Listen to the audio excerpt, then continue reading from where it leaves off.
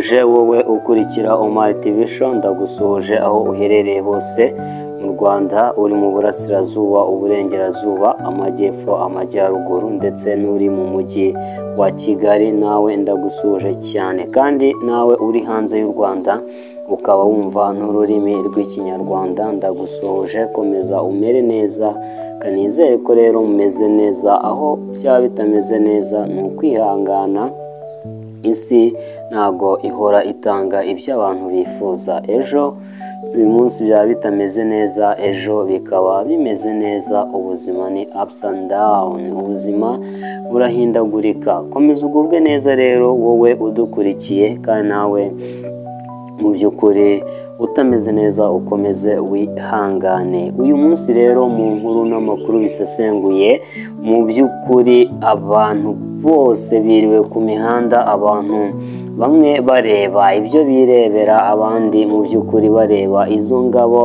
zaba zitsinzwe uruhenu, izo ngabo zaba zaraje ziseka zishimye zivuga ziti tugiye gukubita M23, ariko mu by'ukuri zigasanga ibintu byaba byarahindutse cyane mu by'ukuri bitandukanye nk'uko baba barabitekerezaga. Izo ngabo mvuga rero ni ingabo zishyize hamwe mu buryo bwo gutabarana, ni ingabo z'umuryango wa SADC, Sami DRC, ingabo zaje zije gusapotinga igihugu cya Repubulika Iharanira Demokarasi ya Kongo mu rugamba iri kurwana narwo na M23 mu burasirazuba bwa Kongo. Mu by'ukuri zari zimaze amezi agera muri 3 zifungiye ahantu hamwe, zitabasha kuba zagenda, mu by'ukuri zitari no mu bikorwa bya gisirikare. Ni ingabo rero zibereye i Goma, niho zari ziri, ariko kuri uyu wa kabiri zikaba zatangiye gutaha, mu by'ukuri zigenda kibuno amaguru nk'uko mubibona, nk'uko amashusho agenda abibereka. Zapakiye ibyazo byose. Bimwe mu byo zari zasabye rero, zasabye yuko ingabo zabo cyangwa se n'ibikoresho baba bari bafite mu by'ukuri babisubizwa bakabitahukana. Rero ni bimwe mu byo ubona bapakiye mu mamodoka. Bakaba bari banasabye ikindi cy'uko badashobora kuba wenda bagaragara ku mashusho, ku mavideo cyangwa se kuki, kugira ngo urabona yuko ahantu hose bari kunyura bari protected, ndetse ntago bari kubasha kuba bagaragara. Imodoka zabo nizo ziri kugaragara zigenda, ariko mu by'ukuri ni igikorwa abanyarwanda abenshi bari bategereje kubona neza niba zishobora kuzemera gutaha zinyuze ku mupaka wa Rubavu, nk'uko bari barabitangaje mbere yuko ngo badashobora gutaha banyuze mu Rwanda. M23 nayo ikabihorera ikavuga ati nta kibazo, inzira yonyine ihari mushobora gucamo n'u Rwanda, ubwo ahandi naho muzatwereka ahandi hantu mushobora kuba mwanyura kugira ngo mube mwakerekera iwanyu.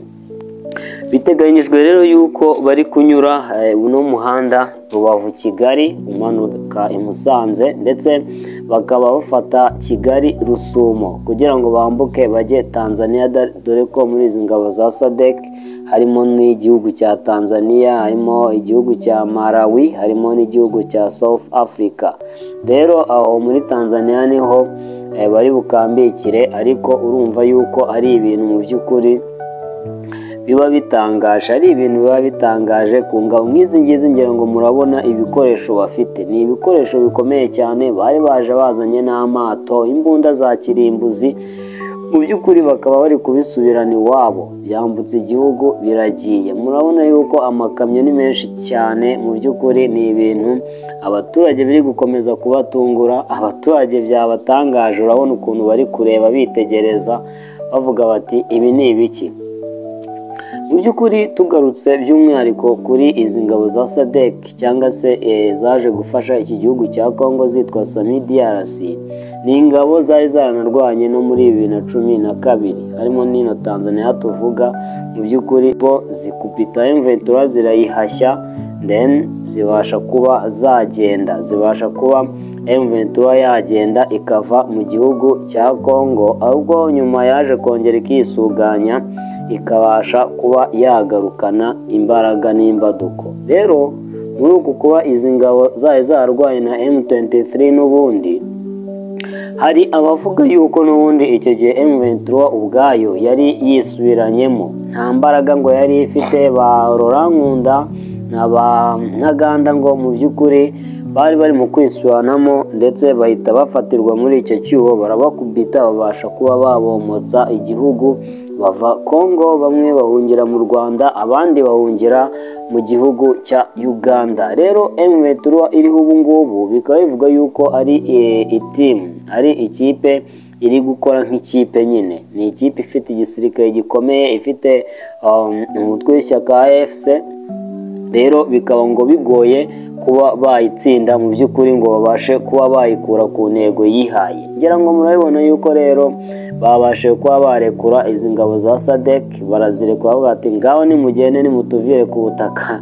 Mwibuka Wiringoma igihe barekuraga Bacancuro abwira umwe muri ati niko sha, ati mwebwe muraza kurwana kubw'amafaranga, twebwe turi kurwanira icyubahiro cy'igihugu cyacu, icyubahiro cyacu, mwebwe rero ati ibyo murimo nimubizi. Ni nako rero wabwira aba bagabo bati mwebwe muri kuza kurwana ngo muri gufatanya n'iki, twebwe turi kurwanira ubwoko bwacu ndetse n'ubumwe bw'abanyekongo. Rero izi ngabo dore nk'uko mubibona rwose amashusho nakomeje kugenda nyabereka, ni ingabo ziri kugenda n'ibimwaro byinshi mu by'ukuri ukurikije amavideo zari zagiye zitangaza mbere baza kurwana, ukakurikiza n'uko ubu ngubu kandi rero bihagaze, ni ibintu mu by'ukuri biteye isoni. Rero turakomeza tugenda tubabwira uko bimeze no ku mupaka Rusumo uko biriwe byifashe, ndetse tuzabona no kumenya amakuru y'uko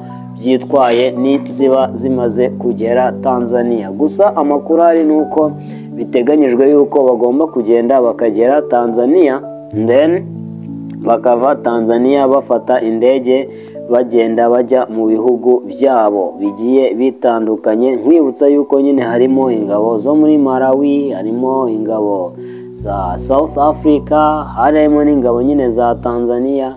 Mu by'ukuri rero ukabona yuko ubu ngubu hagiye gukurikiraho iki, ni ibintu tugomba kugenda dukurikirana tumenya uko bigiye byitwaye. Turabakunda.